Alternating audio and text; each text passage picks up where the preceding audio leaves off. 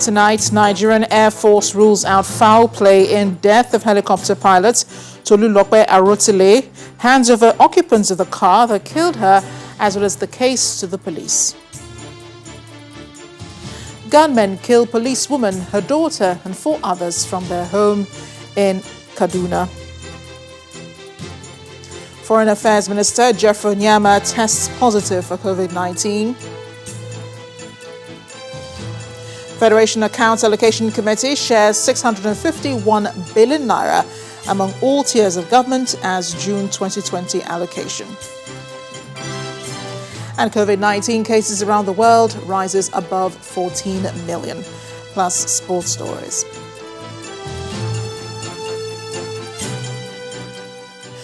The Nigerian Air Force has ruled out any foul play in the death of flying officer Tolu Arotile, insisting it was caused by blunt force and severe injuries from the freak accident at the NAF base in Kaduna.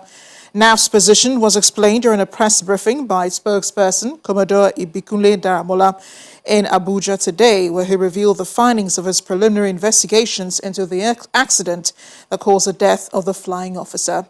Commodore Daramola also confirms that the driver of the vehicle that knocked down the late officer, Mr. Nehemiah Adejo, and the 2 other occupants of the car will be handed over to the police for prosecution, since this is a civil case.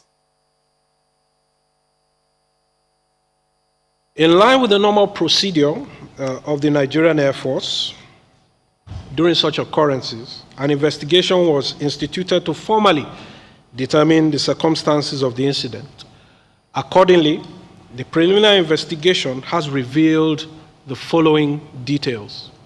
Firstly, the death of flying officer Arotile was caused by blunt force trauma to the head and significant bleeding resulting from being struck by the vehicle.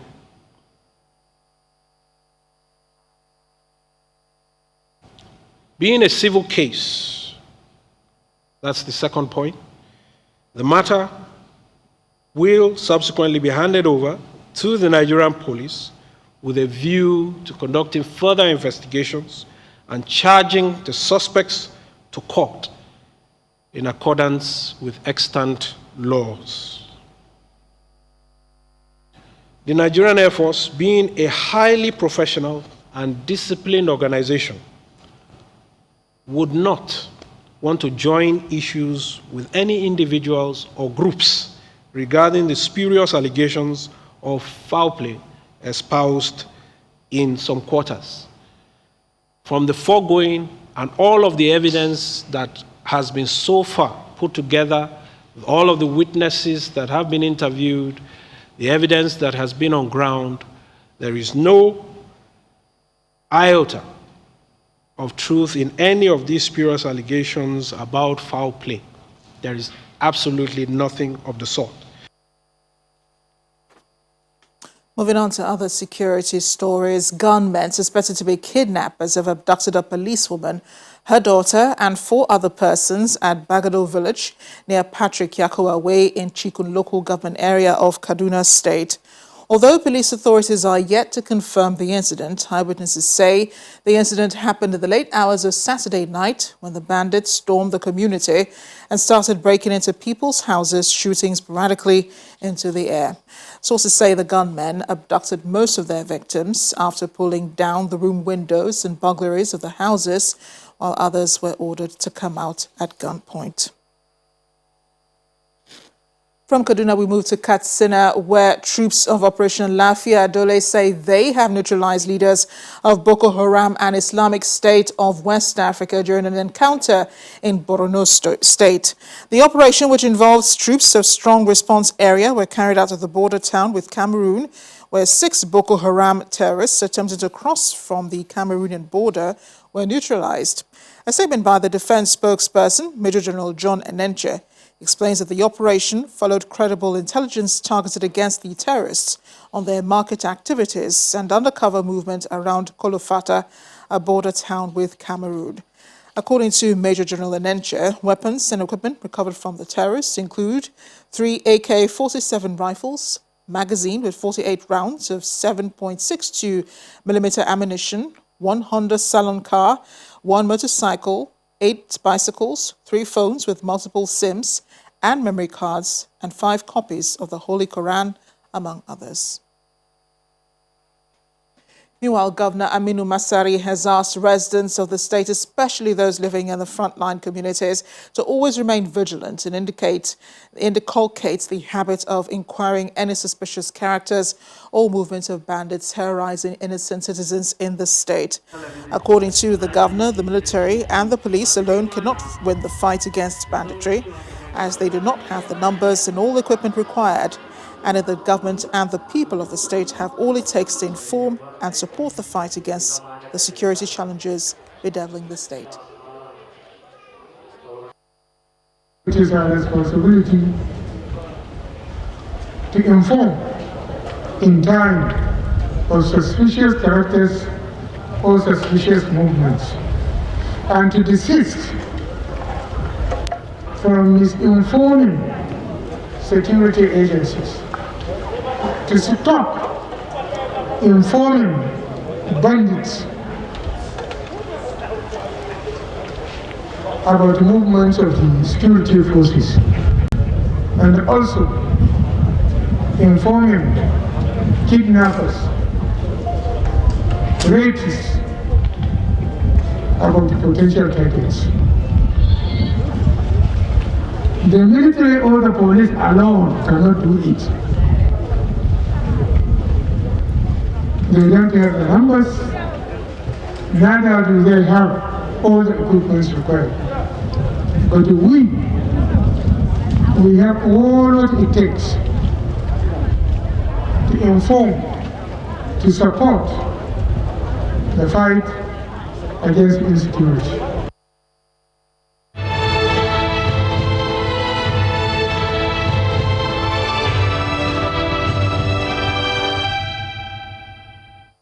The Minister of Foreign Affairs, Mr. Geoffrey Onyama, has tested positive for COVID-19. The minister, who revealed this on his Twitter handle, said that he went for a test after a symptom of throat irritation and that this test came back positive for COVID-19. According to him, this was his 4th COVID-19 test. Mr. Onyama, the Minister of Foreign Affairs, has therefore become the latest high-profile Nigerian who's tested positive for COVID-19. Some of those who have battled the virus and recovered from it include Bauchi State Governor Bala Mohammed, Kaduna State Governor Nasir El-Rufai, Oyo State Governor Seyi Makinde, Abia State Governor Okezie Ikpeazu, and Delta State Governor Dr. Ifeanyi Okowa. The virus has also recorded some high-profile casualties, which include the President's Chief of Staff, Abba Kyari, and immediate past Governor of Oyo State, Abiola Ajimobi. The senator representing Lagos East at the Senate, Bayo Oshinowo, also passed away from COVID-19 complications. Mr. Onyama, who has now gone into isolation for treatment, has been the country's Minister of Foreign Affairs since 2015. Meanwhile, President Muhammadu Buhari has sent a quick recovery message to Mr. Onyama as he goes into isolation. The president described the minister as a strong pillar of his administration, commending him for tirelessly working to stem the spread of the coronavirus in the country as a member of the Presidential Task Force in COVID-19 and ensuring the safety of Nigerians abroad. Meanwhile, the Speaker of the Benue State House of Assembly, Mr. Titus Uba, has also tested positive for COVID-19. The Chief Press Secretary to the Speaker, Lubiem Tiav, says samples of Mr. Uba and 4 Assembly members were taken by the Nigeria Center for Disease Control at his residence, and in all, only the Speaker and his last son tested positive for the virus. The Speaker is, however, asking that he might have had contact with him within the last 1 week, asking all those who might have had contact with him in the last 1 week to submit themselves for tests, and also stated the modalities have been put in place to get all Assembly members and staff tested to ascertain their status. Here in Lagos, the police command has arrested about 15 luxurious buses fully loaded with passengers for violating curfew order. The buses, conveying over 150 outbound passengers, were intercepted along the expressway in Alakpere area of the state during the curfew. The car park of the Lagos State Task Force on Environmental and Special Offences Unit is unusually populated and congested with luxurious buses. About 150 adults and 28 children are southeast-bound passengers who boarded these buses at different parks within Lagos. They are genuine intent travellers but came foul of the law over their movement during the curfew hours. I left Lagos by 6:30. On getting to my two bridge, there was a hold-up. We normally pass and park at toll gates. But when we get to that very place they arrested us, it is after 10 because of the hold-up. Then we saw the police stopping people. Then what we have to do, they asked me. I said, we are coming from, there is a hold-up. Then the next thing I saw a policeman. He said my boy should drop, that I should open the door. Then I opened the door. Many of the passengers claim ignorance of an existing curfew in the state. Since last night, we are being held because of the law, the curfew that is going on in Nigeria as a whole. So I didn't see any offense that we committed here. But their excuses are not entirely convincing, as the task force says the transport companies are liable, while all the passengers have been profiled, warned and released. We are charging the drivers and the owner of the vehicle to court. The law still permits us to have them within our custody just for within 24 hours. The first thing tomorrow morning, they will be charged to Lagos Mobile Court. This bus from one of the erring companies has come to evacuate their passengers, while others are left to find their way. But the transport companies may have more questions to answer. The Cross River State Government has begun a random sample collection to test for COVID-19 across the 18 local government areas of the state. The government says the exercise is aimed at identifying positive cases with a bid to halting the spread. Checking community transmission of COVID-19 has brought out members of Bashwa community in Boki local government area of Cross River State. Members of the community are grateful to the state government for sending the COVID-19 response team for sample collection.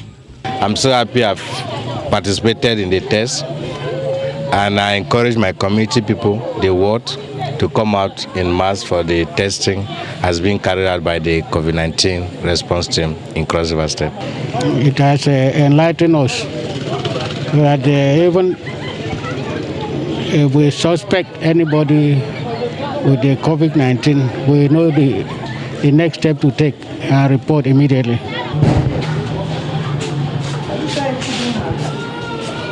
As samples are collected by the state's COVID-19 response team, the team lead calls on the federal government for more support to meet its obligations. We're yet to get financial support from the federal government, and we're expecting this in as soon as possible. It will help with the active case search. It will help with transportation of samples from local government areas to the headquarters. It will help to provide PPEs for health workers. It will also help in protecting our border.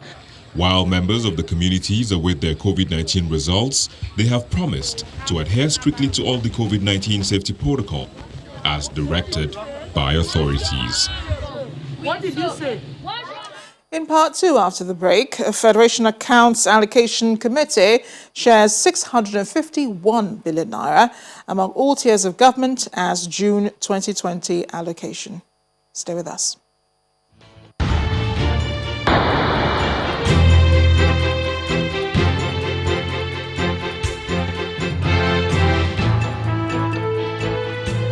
Welcome back. If you just joined us, you're watching the news at 10 live on Channels Television Lagos.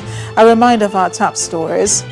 Nigerian Air Force rules out foul play in death of helicopter pilot Imo Erosion Plight, hands over occupants of the car that killed her, as well as the case to the police.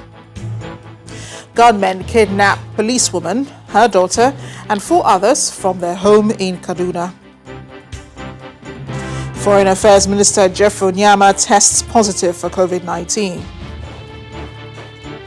Federation Accounts Allocation Committee shares 651 billion naira among all tiers of government as June 2020 allocation.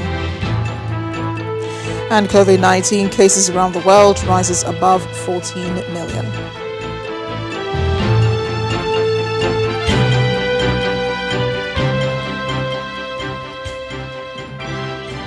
Our website, channelstv.com, has more information on our top stories and others.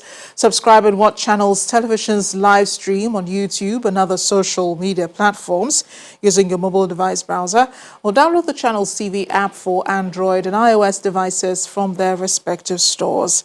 You can also watch us via smart TV platforms on Apple TV, Android TV, Fire TV, and Roku.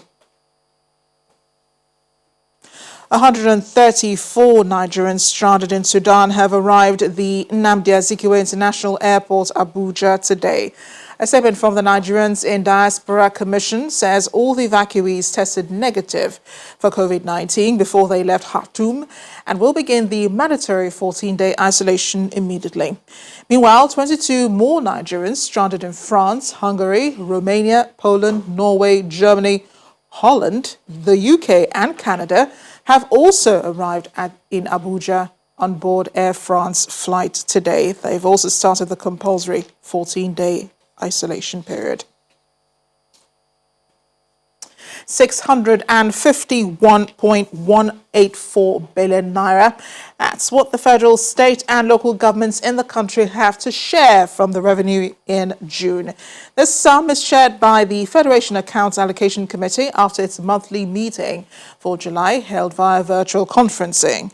The balance in the country's excess crude account grew in June to over $72 million from 110 billion naira in the previous month.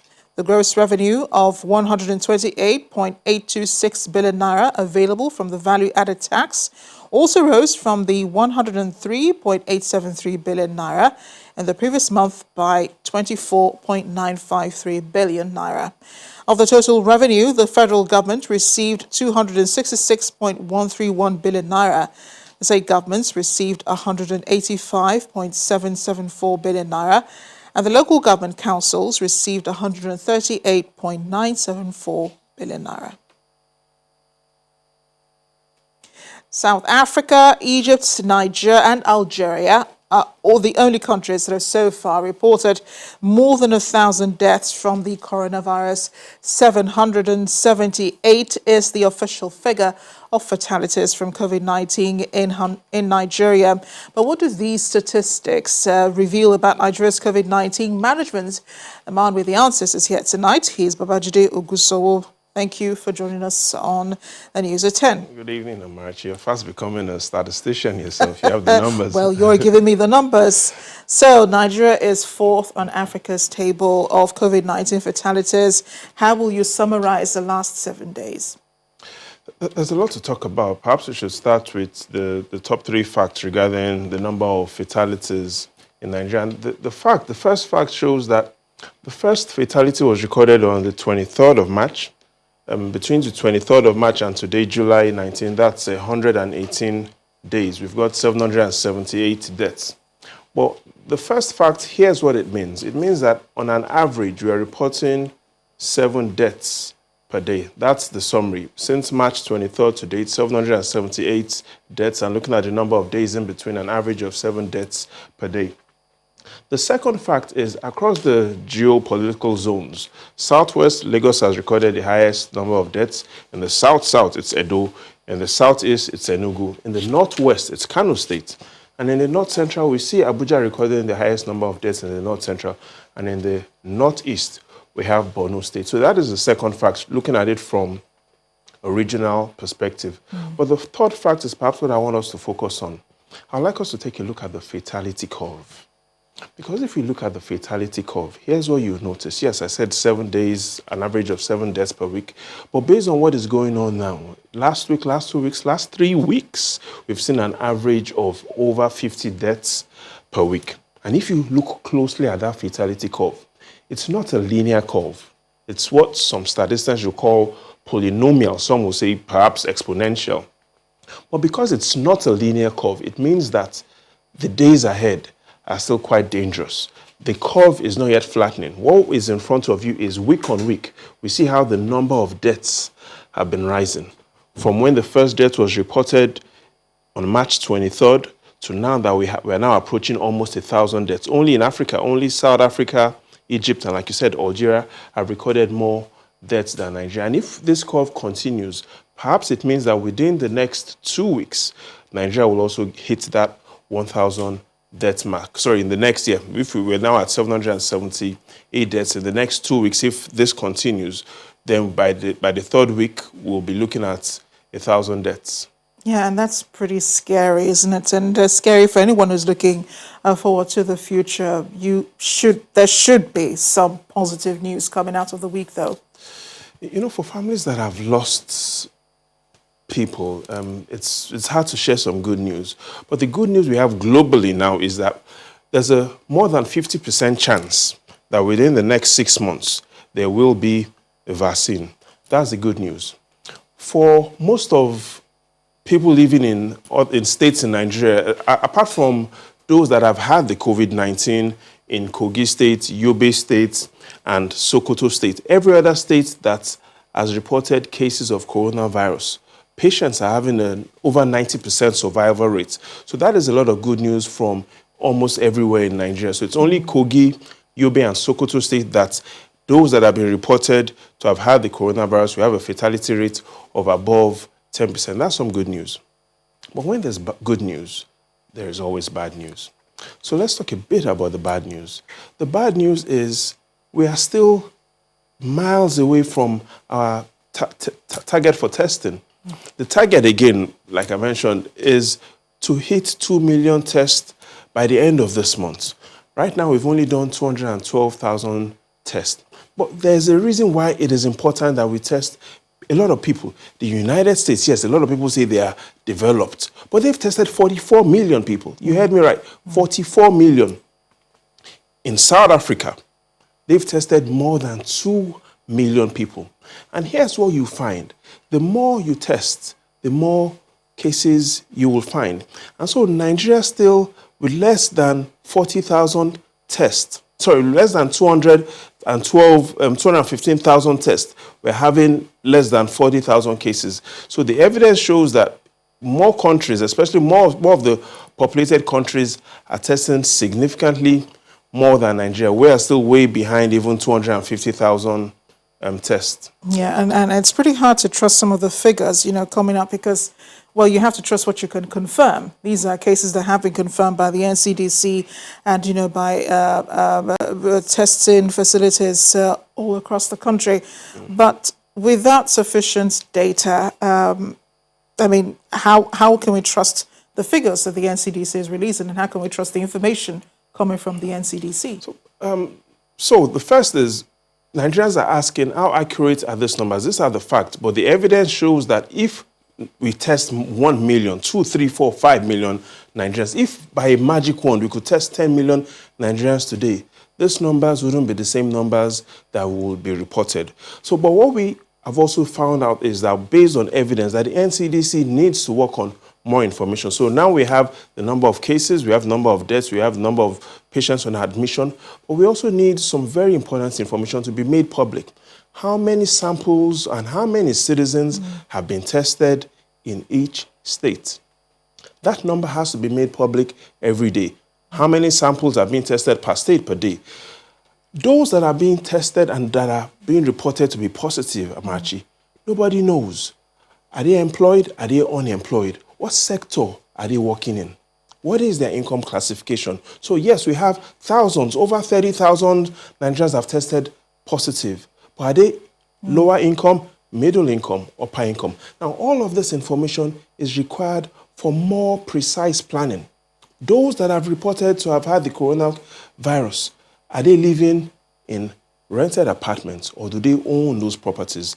This information is required for planning, for preparation, and for being precise in our approach to coronavirus. But here's what I want us to take a look at tonight as well. Looking at perhaps what is referred to as the most important information about the coronavirus. The chart of the week, that's what I'm talking about. And if we look at the chart of the week, it provides information across all geopolitical zones. And I'd like to quickly run through what are the most important information from the chart of the week. The first is, as at tonight, based on the NCD's report, we've got 14,938 people that have survived the coronavirus. Interestingly, in the north, 59% of those that have been reported to have had the coronavirus in the north have been discharged. You heard that right, 59%. However, in the south, only 34% of those that have reported to have had the coronavirus have been discharged. The second information we should focus on is that fatality rate, 778. The north and south have approximately the same percentage of fatality rate. 3% of those that have the coronavirus pass on. But perhaps what we now need to focus on is, as we move into another week, is the number of Nigerians that are still on admission. And that number tonight is 20,391 people. So we've got over 20,000 Nigerians that are presently on admission for the coronavirus. 81% of that number, you heard that right, 81% of patients that are on admission are in the south. And so the NCDC needs to just not only provide more information, needs to provide more focus on managing the case in the southern regions of Nigeria. And I think this is the message that we have been preaching even throughout this COVID-19 period. We all really need to up our game. And for those of us for those who haven't contracted the coronavirus, to keep it that way as much as possible. Take responsibility for your situation. Exactly. And that's why we're sitting meters apart. Meters. Just to make sure that we're safe. Babajide, always great to have you here, even from a distance. Thanks again for joining us. Thanks for always inviting me. And when the News at 10 returns, residents of Umumasiako and Umulewe communities in Imo State cry for help over devastating erosion landslide. That's our community report. Join us again.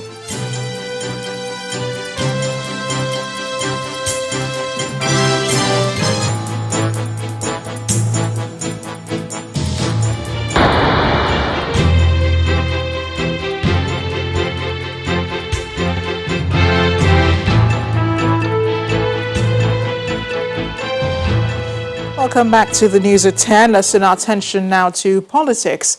The former national chairman of the APC, Comrade Adams Oshiomhole, says no one can force him out of the APC as he remains a loyal and founding member of the party.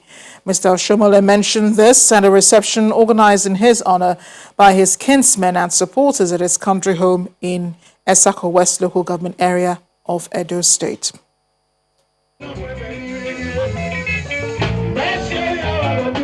For the kingsmen and well-wishers of the former national chairman of the APC, Comrade Adams Oshiomhole, his homecoming is long awaited, one that has finally happened.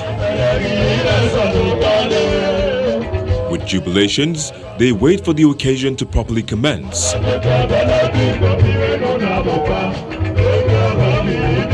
Not missing a beat, Comrade Oshiomhole dances into the venue to cheers by his supporters.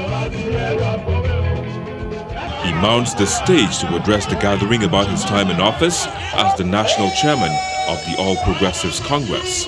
I want to confess I am a human being. And everything and anything that happens to man is meant to remind you of your limitations as a human being. I have made my honest mistakes and I've made my honest poor judgment.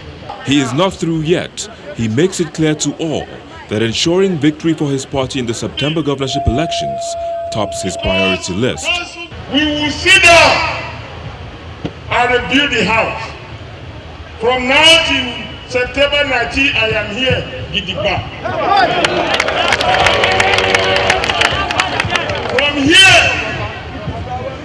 I will go to Esa land.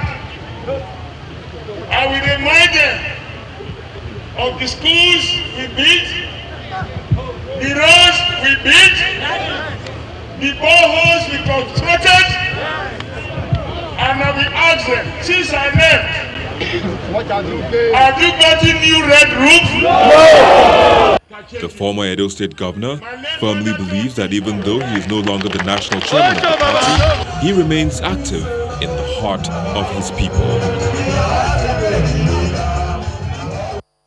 The arrest and suspension of the acting chairman of the Economic and Financial Crimes Commission, Mr. Ibrahim Magu, and the ongoing probe of the NDDC are critical issues still generating concern, and the presidency has been reacting to them, particularly those relating to the current government's fight against corruption.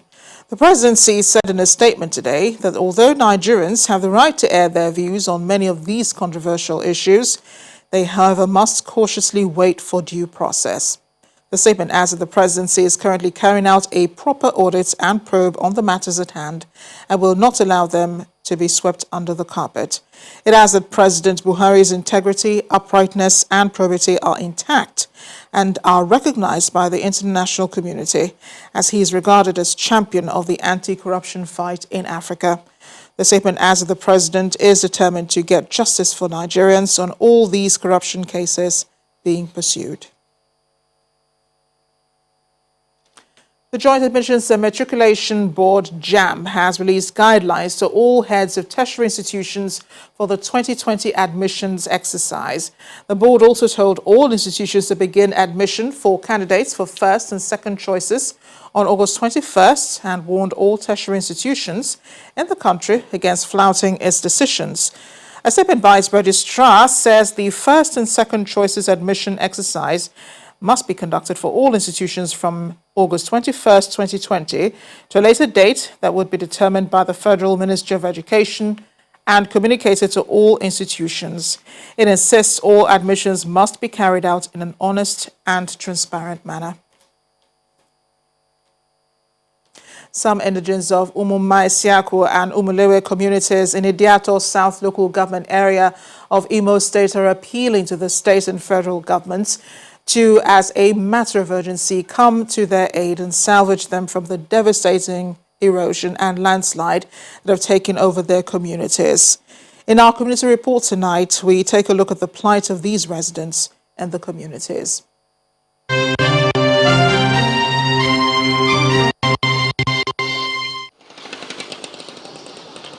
Umuma Isiaku is an agrarian community situated within the hills of Idiato South local government area of Imo State.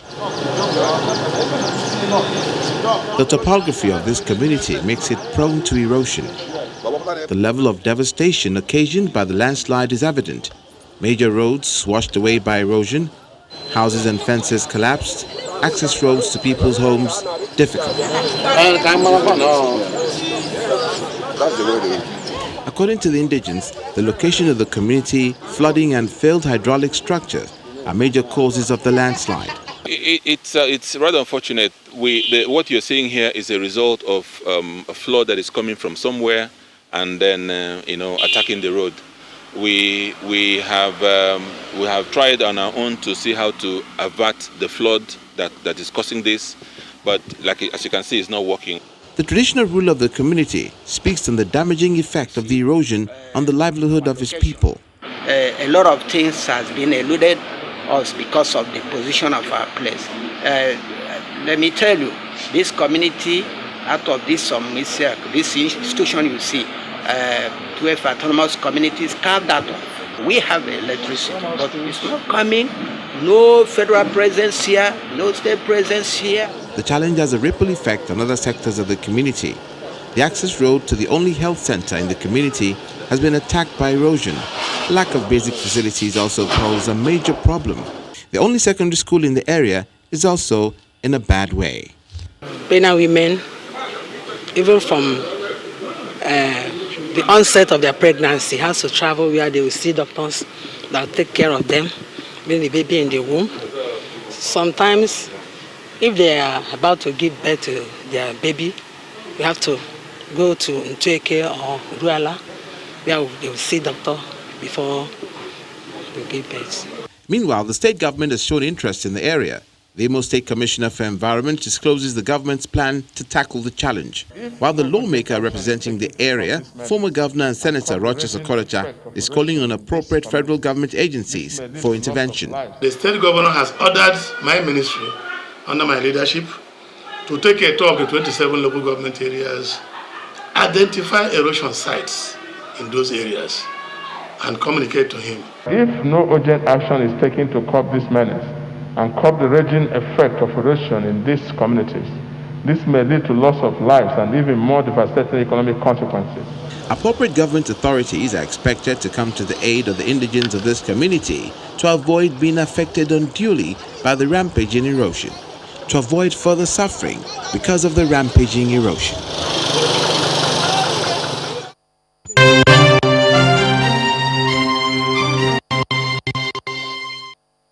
In the meantime, residents of some communities in Ogun State may heave a sigh of relief as the state government has commenced palliative work on the Akute-Alagbole Road to bring a new lease of life to them.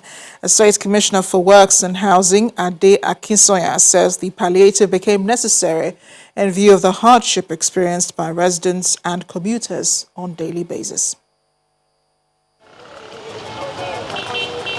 The 4.65-kilometer Akute-Alagbole Road in Nifo local government area of Ogun State is a link road from that axis to Lagos State. This road has remained in this deplorable state for a while now. Residents complain about the socio-economic setbacks they go through, especially during the rainy season.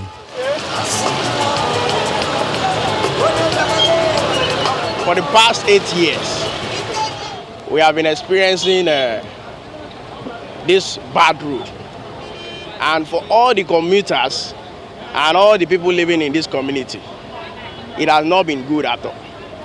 See, you can't imagine it when there is rainfall. Come back with your cameras and see how dilapidated this road is. Men and machine of the State Ministry of Works and Infrastructure on site to carry out palliative work. They say it's in the meantime, as government has plans to redesign the entire road, and that plan is already concluded. It's part of the economic linkage that we are trying to revitalize in this area. So, but unfortunately, this road has been left in a bad condition for so many years. So it has come to a point that it's not motorable. So there's going to be a brand new road to permanently solve the flooding and the bad road in this area. So that one is coming very soon. Well, we like what we've seen. I would say that because for a long time we're waiting for development on our road here. But like we complained, even the stones are big, but based on what I think the supervisor said, it's just temporary because of the rainy season. So we are praying that the road will be done as soon as the rainy season stops. As the residents of this area commend the government on the temporary solution, they also look forward to the lasting way out, hoping the Ogun State government fulfills its promise of reconstructing the road. Well, staying in Ogun State, a commercial bus driver has died in an accident after the bus he was driving collided with a fuel-laden tanker along the Lagos-Ibadan Expressway. The incident caused heavy traffic for motorists driving into Lagos as the content of the tanker is said to have spilled onto the highway. Emergency officials have swung into action to prevent an outbreak of fire. We're up to the Federal Capital Territory as residents of Jikoi, a suburb of Abuja, are lamenting the poor supply of electricity in their area. They're also complaining that the poor supply comes with high estimated billings and non-metering by the Abuja Electricity Distribution Company. Residents who held a peaceful protest are threatening legal action against the distribution company. Jikoi, a suburb in the nation's Federal Capital Territory, is home to mostly low-income earners, among them civil servants and small business owners. Its proximity to the city is an advantage, although residents still have to battle through traffic every day to make it to their businesses. Commuting to and fro work may be tolerable to some extent. What's unbearable is the lack of basic social amenities like potable water and accessible roads, compounded by poor electricity supply. This is not what they promised us. They promised us a better change. The frustrated residents take to the streets in protest against the latter, bearing placards with messages about their dissatisfaction with the distribution company in charge. The constant power outage has caused the Jikwe community and environs serious economic and security problems.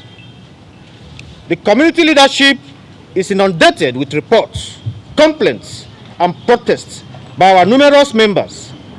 It should also be stated that electricity consumers in Jikwe community, who are still battling with the estimated billing and insufficient supply, have now been made to pay more for meters.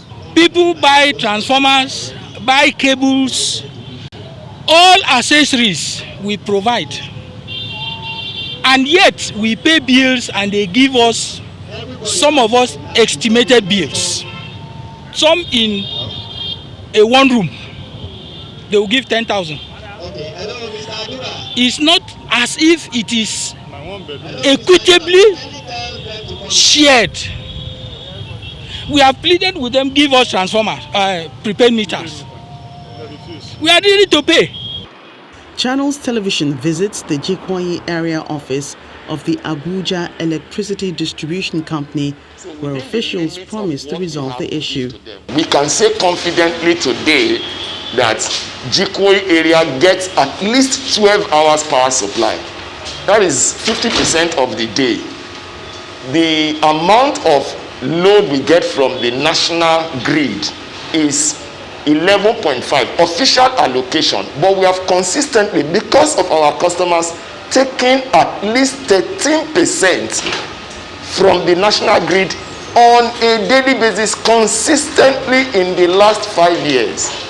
While residents of the area wait for a quick action to resolve the challenge, the distribution company is promising improved service in the coming days.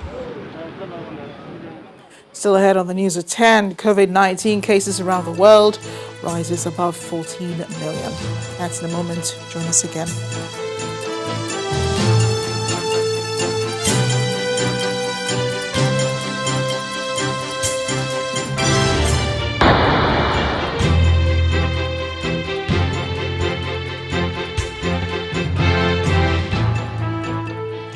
Welcome back. Global figure for the coronavirus has passed 14 million, with a death toll above 603,000 as comes as cases continue to rise in a few hotspots as well as deaths. Here's a global update. In the UK, where the government has made it compulsory for people to wear masks in public places, a further 27 deaths were reported as of Sunday afternoon, bringing the total number of deaths of people who have had a positive test to 45,300. The number of new cases also rose by 726 in the past 24 hours to a total of 294,792. Across the pond to the United States, the state of Florida has reported 12,478 new cases of coronavirus, meaning that for the fifth day in a row, the state has announced more than 10,000 new infections. It reported 89 new deaths on Sunday.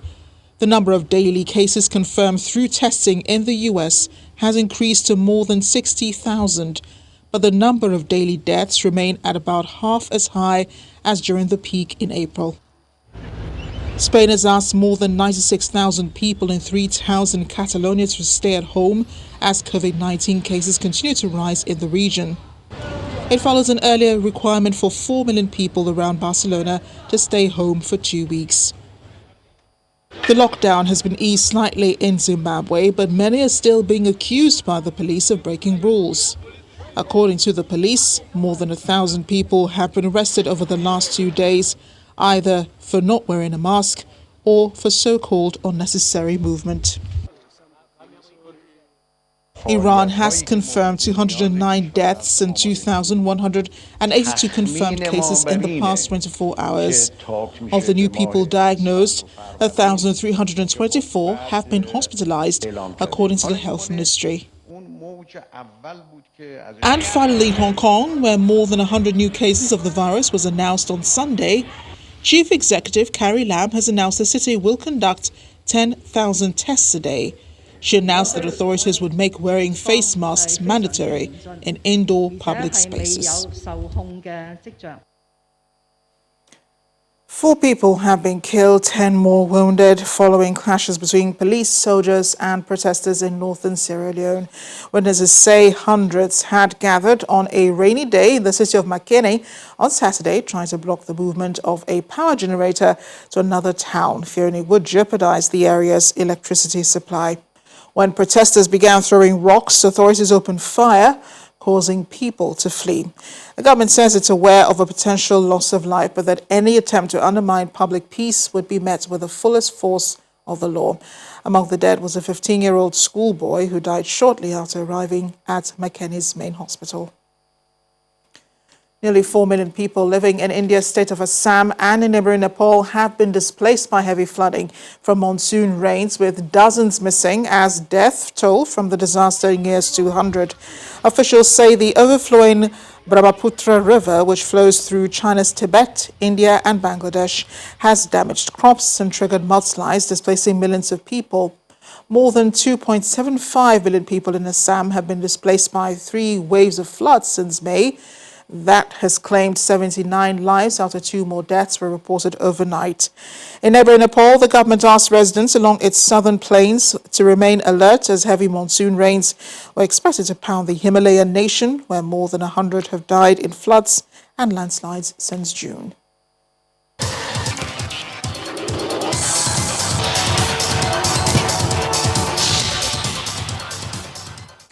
Chelsea will play Arsenal in the FA Cup final on August 1st after 2 howlers from David De Gea settled their semi-final against Manchester United at Wembley.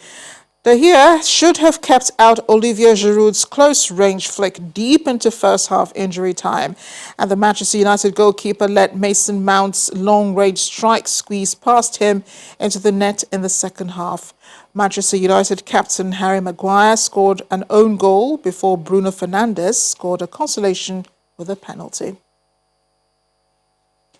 Tottenham Hotspur have boosted their chances of Europa League football next season and inflicted a huge blow on Leicester's Champions League ambitions with a superb performance. James Justin's own goal from Son Heung-min's strike and a double from Harry Kane, including a sumptuous curling effort, sealed Spurs' victory following a splendid first-half showing. AFC Bournemouth are on the verge of relegation after losing to local rivals Southampton 2-0. Danny Ings had put Southampton ahead, and Che Adams blasted in a second right at the death to complete an agonizing few minutes for Bournemouth. Watford has sacked manager Nigel Pearson amid their ongoing fight against Premier League relegation. The Hornets brought in former Leicester City boss Pearson to replace Quique Sanchez-Flores in December 2019, with the club rock bottom off the table. He led a mini revival to get them out of the drop zone, but a tough spell since the Premier League's restart has left them still fighting for their lives.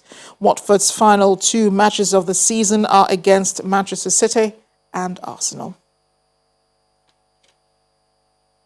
AS Monaco have appointed former Bayern Munich boss Niko Kovac as their new coach after the sacking of Robert Moreno on Saturday. The 48-year-old Croatian arrived at the club's office this afternoon to meet with Vice President Oleg Petriov and signed a 3-year contract plus an optional year.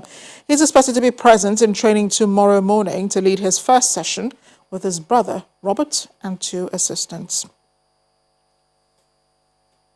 A street has been named Marcelo Bielsa Way in honor of the manager who has returned Leeds United to the Premier League after a 16-year absence. Signage will go up next week on the route which links the Trinity Leeds shopping centre to Commercial Street in the city centre in honor of the Argentine tactician who restored the club to top division. Trinity Leeds, which is behind the street renaming, has temporarily changed its name to Trinity Leeds United for the rest of the month to celebrate the promotion. In motorsport, Lewis Hamilton has won the Hungarian Grand Prix for a record 8th time today to wrest the Formula One Championship lead from Mercedes teammate Valtteri Bottas. Max Verstappen was second for Red Bull despite crashing his car on the way to the grid in early drama that had his mechanics scrambling to fix the damage before the start, while Bottas came third. Hamilton's 86th career win means he now leads Bottas in the standings by 5 points, heading to the British Grand Prix in 2 weeks.